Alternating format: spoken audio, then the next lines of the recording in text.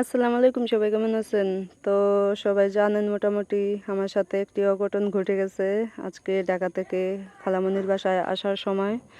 তো খালামণির বাসায় একটি পারিবারিক অনুষ্ঠান, এজন্য চলে আসলাম।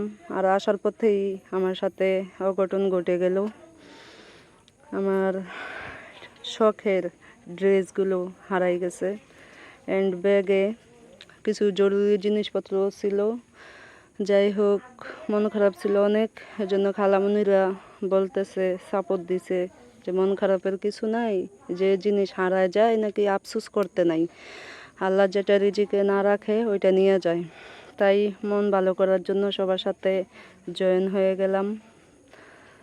এদিকে সকালবেলা আবার কাজের মধ্যে হালকা বৃষ্টি হচ্ছে, ভালোই লাগতেছিল।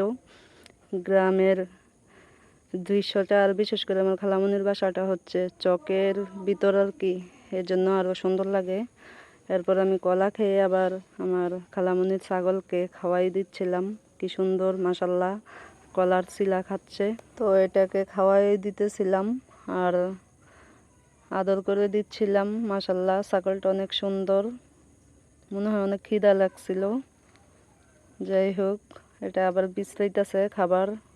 এদিকে আমার খালাতো বোন ঘরটা ঝাড়ু দিতেছে, আর খালু বাজার থেকে গোস্ত সব কিছু নিয়ে আসছে, আর সবাই কাজে লেগে গেছে।